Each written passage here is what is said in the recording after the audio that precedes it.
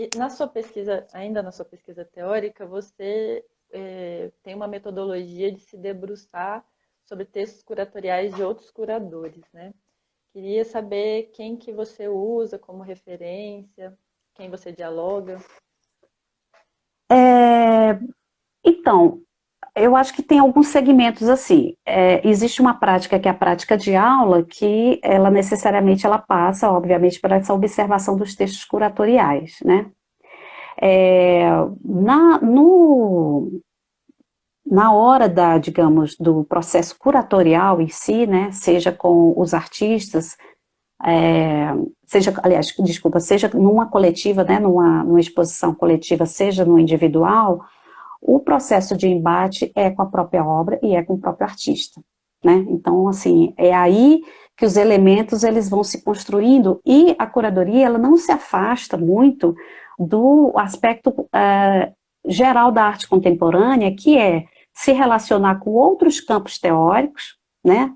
Não só com a sua própria história, mas com os campos teóricos para a gente interpretar ou pensar certos segmentos. Então, só para criar, se eu não estiver sendo muito clara, a gente volta aí. Eu estou Não, no tá super momento claro.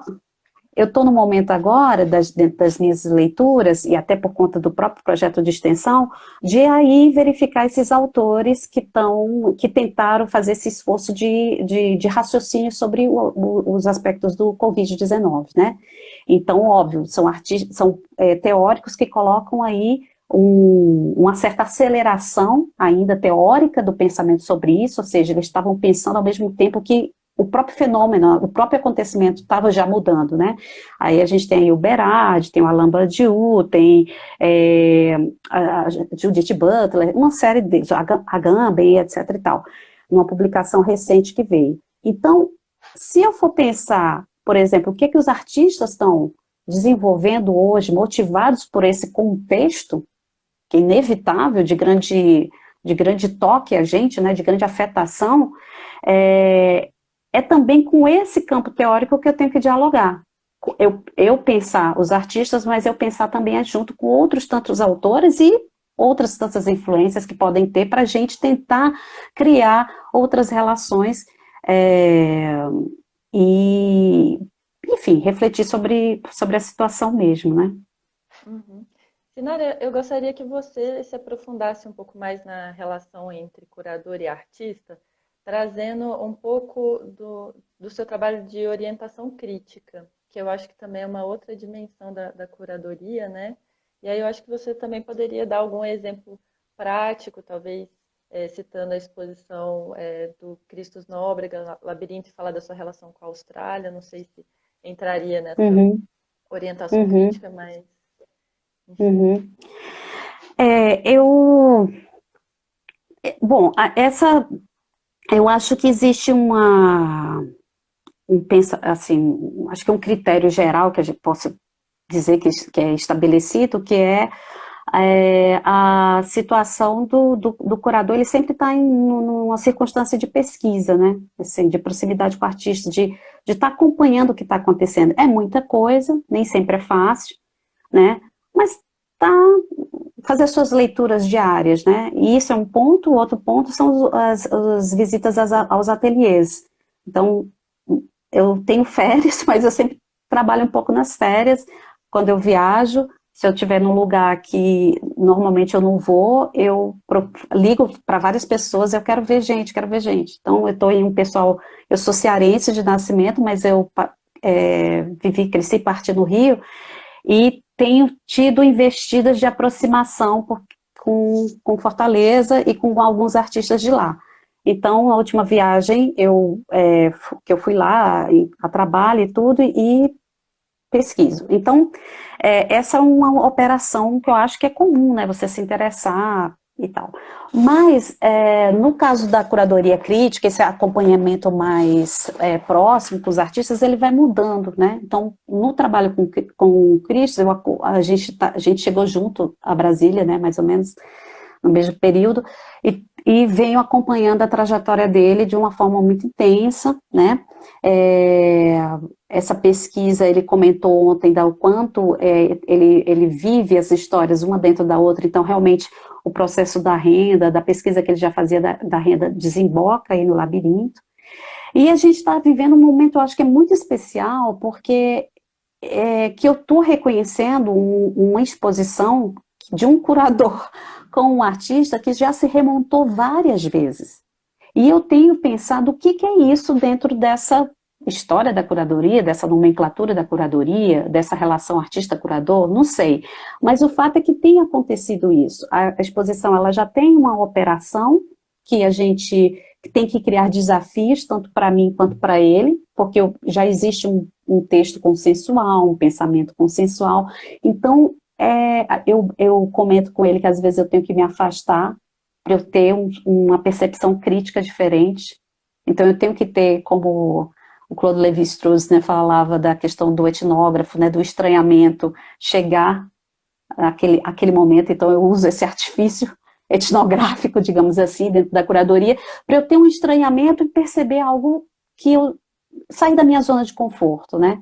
Porque é um projeto que a gente já vem desenvolvendo já há bastante tempo. Diferente, por exemplo, do trabalho que eu desenvolvi com a Clarice Gonçalves recentemente, que tudo já era estranhamento, assim, no sentido que a gente nunca tinha trabalhado juntas, então era tudo desafiador. O Christus não, a gente já tem um domínio, assim, eu olho, ele já entende, já tem, né, ele faz a gente já se compreende até nos gestos, assim, mas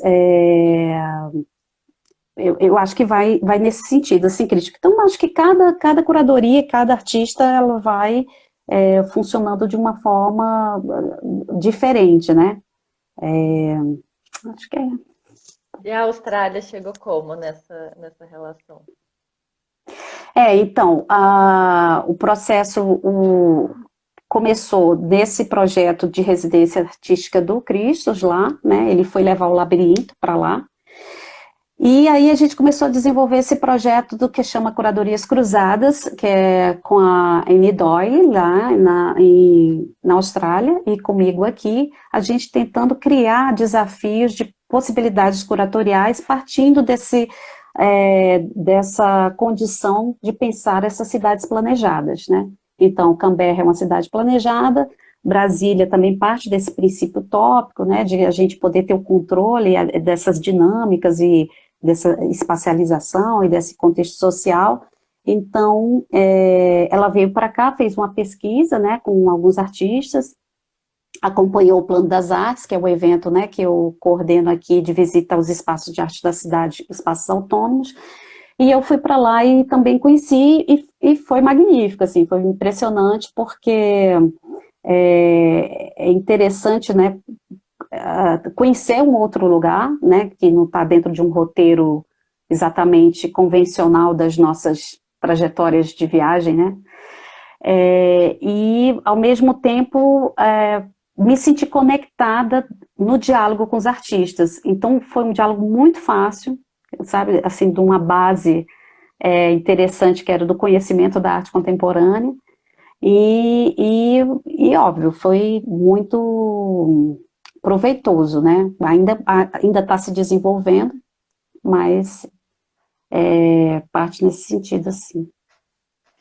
Pessoal que quiser mandar pergunta, pode ficar à vontade, e é só mandar aí nos comentários que eu anoto e passo para a Sinara. O Sanagê, que está nos assistindo, com muita felicidade aqui, ele mandou, Sinara, para você, quais são as expectativas para o BSB Plano das Artes? Bom, agora a gente está nesse processo de...